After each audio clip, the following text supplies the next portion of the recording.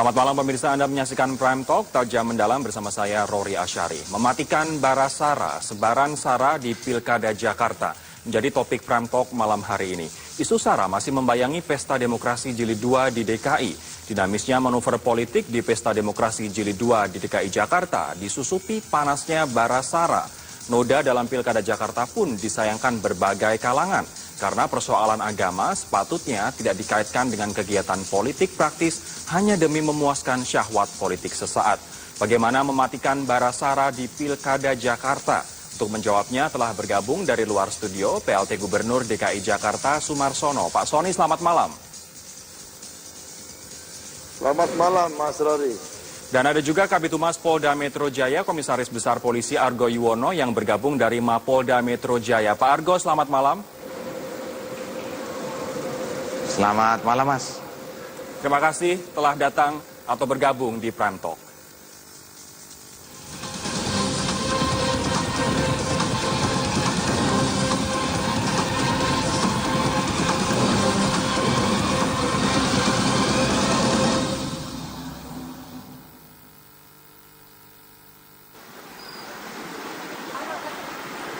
Selain dinamisnya manuver politik di Pesta Demokrasi Jilid 2 di DKI Jakarta, bara sara pun masih memanas. Untuk mematikan bara sara di Pilkada putaran kedua Jakarta, Pemprov DKI pun menyisir dan mencopot spanduk-spanduk yang berkonten provokatif. Noda dalam Pilkada Jakarta disayangkan Wakil Presiden Yusuf Kala. Sebagai Ketua Dewan Masjid, JK pun telah memerintahkan untuk membersihkan lingkungan masjid dari isu sara. Ya, sekarang spanduk itu kan sudah diturunkan. Saya juga perintahkan di masjid-masjid, di Dewan Masjid untuk jangan terjadi seperti itu. Bahwa ada pelanggaran dan membuat spanduk-spanduk itu ya kita suruh bersihkan. Saya setuju dibersihkan, jangan seperti itu. Di sisi lain, persoalan agama menurut Menteri Agama sepatutnya tidak dikaitkan dengan kegiatan politik praktis hanya demi memuaskan syahwat politik sesaat. Tentu terkait dengan semakin tingginya tensi politik karena kita juga sadar betul pilkada semakin di depan mata.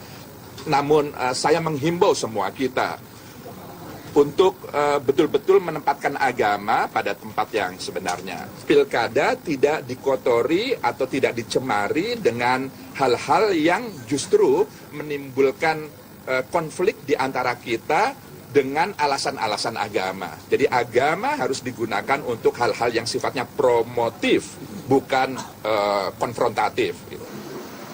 Polisi pun kini tengah memburu dalang di balik penyebaran spanduk provokatif. Upaya provokasi isu sara dalam pilkada dinilai tidak hanya mencederai demokrasi, namun berpotensi mengancam kebinekaan dan memecah belah bangsa. Tim Liputan Metro TV.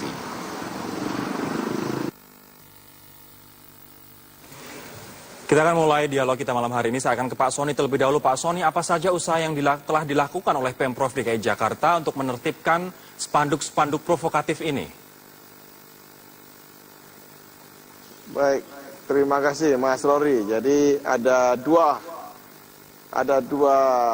upaya pemerintah provinsi yang telah dilakukan. Yang pertama, mulai dari 3 hari yang lalu, kita secara aktif perintahkan kepada Satpol PP kemudian untuk menurunkan spanduk-spanduk yang sifatnya provokatif.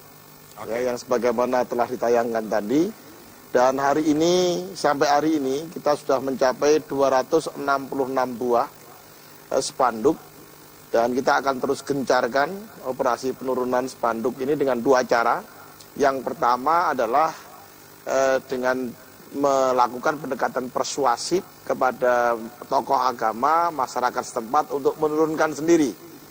Nah, supaya lebih baik. Nah, apabila itu tidak bisa, kemudian kita lakukan secara paksa melalui Satpol PP. Di daerah mana saja yang paling banyak ditemukan, penyebaran Pak Soni? spanduk ini yang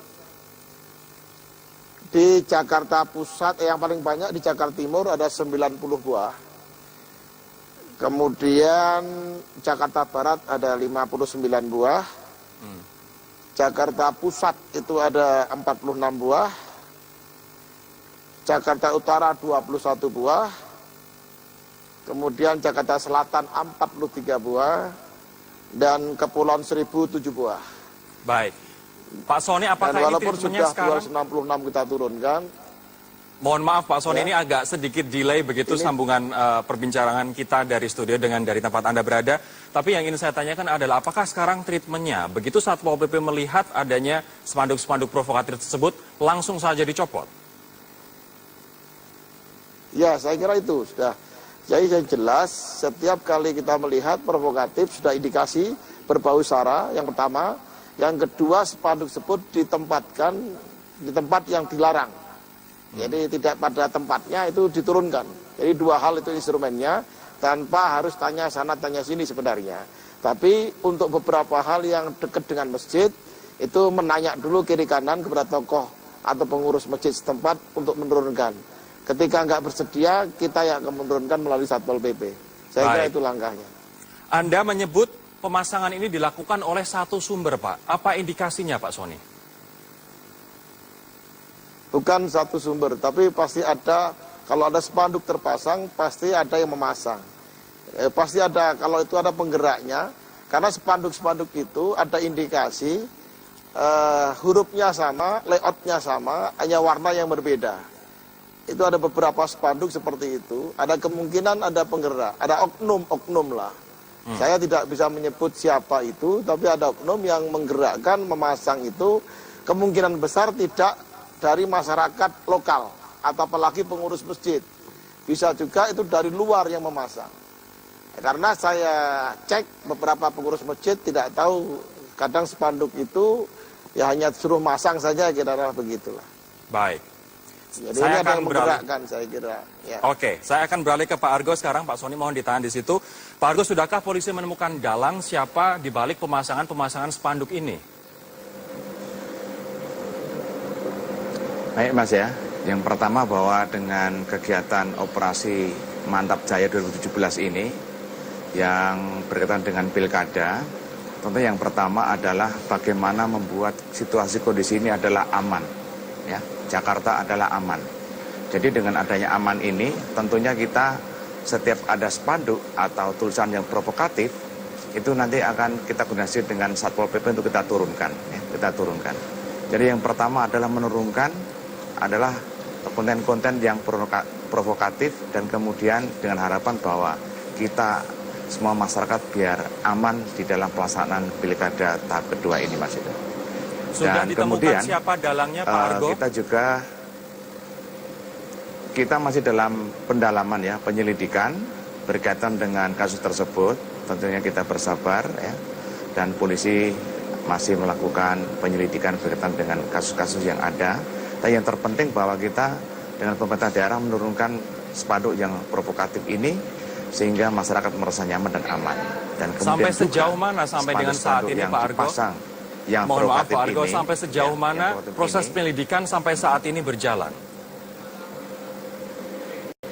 Biarkan penyidik bekerja Mas, kita beri peluang waktu untuk bekerja dan tentunya kita juga tetap koordinasi dengan Bawaslu ya, seandainya itu nanti merupakan pelanggaran pilkada, tentunya kita ada sentra Gakumdu. Nanti sentra Gakumdu itu akan menilai apakah kegiatan itu adalah ada unsur ya, unsur pidana atau pelanggaran pemilu. Seandainya unsur pidana nanti akan diteruskan ke pihak kepolisian. Nanti polisi yang akan menindaklanjuti, demikian Mas.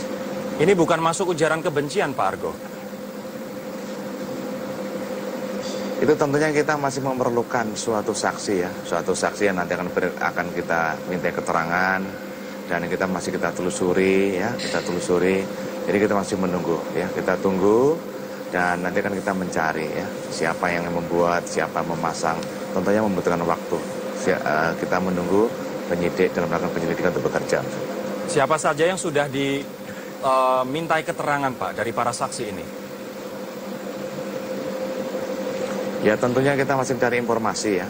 Ada beberapa informasi-informasi, seandainya misalnya kegiatan yang penolakan untuk disalahkan satu masjid, itu sudah kita berkoordinasi dengan Bawaslu.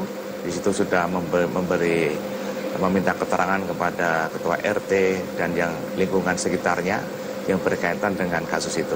Dan yang lain kita masih menunggu penyidik dalam melaksanakan penyelidikan.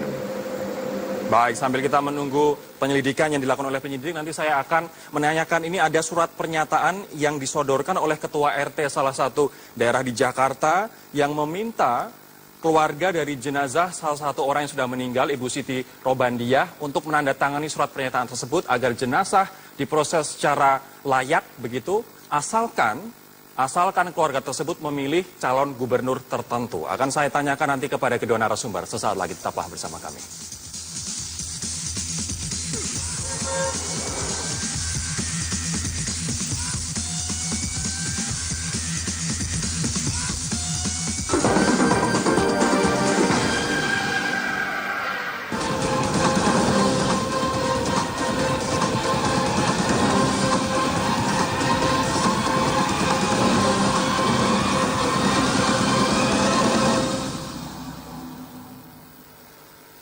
Pemirsa, dalam kasus jenazah almarhumah Siti Rohbandiah, warga Pondok Pinang, Kebayoran Lama, Jakarta Selatan, pihak keluarga diminta menandatangani oleh Ketua RT setempat surat pernyataan untuk mendukung calon gubernur Muslim bila ingin jenazah Nenek Siti diurus secara layak. Kita akan lihat bersama-sama suratnya yang menurut Polsek Kebayoran Lama sudah menjadi barang bukti. Akan saya bacakan suratnya yang bertanda tangan di bawah ini, nama lengkap Yoyo Sudaryo dan keluarga, tempat tanggal lahir Jepara 19 Agustus 1961, agama Islam, alamat bla bla bla seperti yang Anda lihat. Kemudian di bawahnya, dengan ini menyatakan dengan sebenar-benarnya bahwa saya akan mendukung dan memilih gubernur DKI 2017-2022 pasangan calon gubernur Muslim. Demikian pernyataan ini dibuat dengan sesungguhnya dalam keadaan sadar jasmani dan rohani. Kemudian kita lihat siapa saja yang menandatangani surat pernyataan ini. Di situ tertempel materai 6.000 pemirsa, kemudian ada tanda tangan Yoyo Sudaryo dan juga keluarganya yang merupakan keluarga dari Nenek Siti. Kemudian ada juga tanda tangan Ketua RT 05 RW 02 Pondok Pinang, Kebayoran Lama, Jakarta Selatan, Makmun Ahyar. Yoyo dan juga Makmun telah dimintai keterangan oleh Panwaslu Jakarta Selatan dan juga Polsek Kebayoran Lama. Saya akan ke Pak Argo sekarang. Pak Argo, ini adalah surat pernyataan untuk mendukung calon gubernur tertentu agar jenazah keluarganya diurus secara layak. Apakah ini merupakan juga tindak pidana, Pak? Tentunya kalau kita melihat ya, dari surat pernyataan yang ada, itu ada namanya memilih, mendukung salah satu pasangan calon, tentunya itu merupakan sudah suatu mengarahkan ya, suatu mengarah untuk memilih calon tertentu. Tentunya ini nanti Bawaslu ya, Bawaslu nanti yang ada Sentra Gakumdu, nanti kita akan melakukan telaan, analisa dan evaluasi dengan meminta beberapa saksi-saksi yang sudah beberapa dimintai, apakah ini merupakan suatu tidak pidana pelanggaran pemilu atau bukan. Seandainya nanti itu merupakan tidak pidana pemilu, tentunya nanti akan dilaporkan ke kepolisian, nanti kepolisian lah nanti yang akan menindaklanjuti daripada laporan Bawaslu tersebut. Demikian. Informasinya Polsek Kebayoran Lama sudah memintai keterangan dari Saudara Yoyo Sudaryo, keluarga dari jenazah Nenek Siti, dan juga Ketua RT Makmun Ahyar. Apa hasilnya, Pak? Sudahkah Polda Metro Jaya mendapatkan informasi dari Polsek Kebayoran Lama soal ini? Tentunya ini tadi kan sudah koreksi dengan Kapolres Jakarta Selatan bahwa ini adalah kita koreksikan dengan Bawaslu. Kita menunggu saja, ya menunggu saja dari Gakumdu apakah ini ada pelanggaran pidana atau tidak. Kalau misalnya ada, tentunya nanti pasti lapor ke kepolisian. Dari lapor kepolisian, nanti kan kita tidak lanjuti laporan tersebut sesuai dengan apa yang telah dilaporkan oleh Bawaslu tersebut. Saya akan ke Pak Soni sekarang. Pak Soni, apa tanggapan Anda, Pak, soal surat pernyataan ini? Jadi ada dua hal. Yang pertama, itu kalau dilakukan oleh seorang RT 05 RW 02, ya menskenario surat apalagi seperti itu dibiarkan, itu artinya dia tidak netral. Sebagai seorang RT RW, saya kira secara resmi lembaga itu harus netral, saya kira. Dia boleh berpolitik secara pribadi, tapi kalau nama lembaga itu harus netral. Sehingga itu semua harus diberikan peringatan oleh lurah. Jadi lurahnya jangan diam saja. Itu yang pertama adalah itu. Yang kedua, saya juga menilai itu pernyataan semacam itu tidak perlu harus dilakukan. Jadi itu namanya menabrak proses pilkada yang langsung umum, ya, bebas dan rahasia. Oke. Nah, itu memberikan tekanan intimidasi seperti itu, saatnya polisi bertindak, saya kira untuk hal seperti itu. Baik, Pak Sony, ini yang kita takutkan adalah ini merupakan fenomena demokrat. gunung es, tidak hanya terjadi di RT 5 RW 2 Pondok Pinang Kebayoran Lama Jaksel. Kemudian apa langkah Pemprov DKI Jakarta agar praktik-praktik seperti ini dan juga praktik yang lain yang menunjukkan ketidaknetralan ketua RT, ketua RW dan lain sebagainya agar bisa kita hindari dan minimalisir, Pak? Baik, dalam waktu dekat ini saya akan bikin edaran kepada seluruh lurah. Saya minta masing-masing wali kota, camat bertanggung jawab turun ke bawah. Ya, kalau ada yang nggak benar apalagi lurah akan diberikan tindakan. Dan ditegaskan RT RW juga harus netral. Ya, tidak boleh memainkan politik, apalagi politik yang berlebihan seperti mengkaitkan ya isu-isu syara. Jadi seperti itu sebenarnya juga tidak diperbolehkan. Karena itu saya akan melakukan langkah-langkah segera mencegah itu terjadi meluas di seluruh wilayah DKI Jakarta. Baik, Pak Sony, Segera untuk saya warga, akan tindak, mudah-mudahan ya. mohon maaf saya potong Pak, ini agak sedikit delay sambungan kita. Untuk warga yang keluarganya kebetulan meninggal dunia, kemudian ditolak oleh masjid di sekitar tempat tinggalnya, apa solusi yang dilakukan oleh Pemprov DKI? Solusi yang ditawarkan begitu? Baik Rory, saya sudah pertegas, pemerintah provinsi akan segera mengirimkan ambulan ya untuk mengangkut mayat muslim yang ditolak untuk disolatkan di masjid, artinya masjidnya menolak, dan akan kita bawa ke masjid yang mau menerima dan mensolatkan mayat tersebut. Karena itu hukumnya fardu kifayah. Dan harus kita laksanakan, dan seluruh jajaran saya siap untuk mengangkut mayat-mayat tersebut. Baik, kita akan lanjutkan lagi perbincangan usai jeda berikut ini. Tetaplah bersama kami.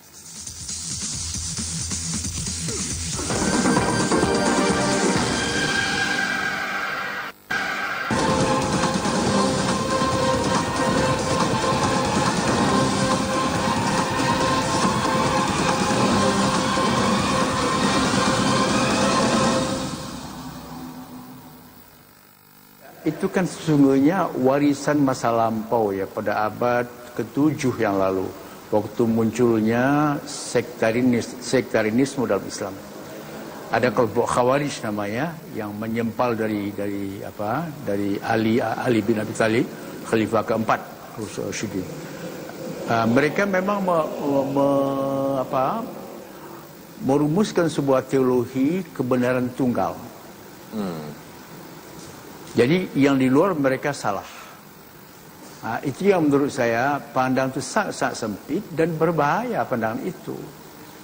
Dan oleh sebab itu kelompok ini ya memang muncul setiap beberapa sewaktu-waktu munculnya pada saat peradaban umat Islam sedang jatuh. Orang yang sedang jatuh itu tidak bisa berfikir jernih, tidak bisa berfikir berlapang dada. Ini kan gara-gara Ahok aja masa ramai dunia semacam ini. Bodoh amat. Itulah pendapat dari Buya Syafi'i Ma'arif, mantan Ketua Umum PP Muhammadiyah. Saya sekarang kembali ke Pak Argo. Pak Argo, terkait dengan pemaksaan kehendak dan juga ketidaknetralan pengurus di tingkat RT RW. Kita tahu polisi merupakan bagian dari sentra Gakumdu, penegakan hukum terpadu dengan Bawaslu, dengan KPU dan juga Kejaksaan. Apa langkah untuk memberantas ini, ketidaknetralan dan juga pemaksaan kehendak di tingkat bawah, Pak? Ya tentunya ya kepolisian kan sejak awal sudah dibentuk penyidik pilkada. Kemudian juga polisi juga sudah ikut dalam sentral Gakumdu.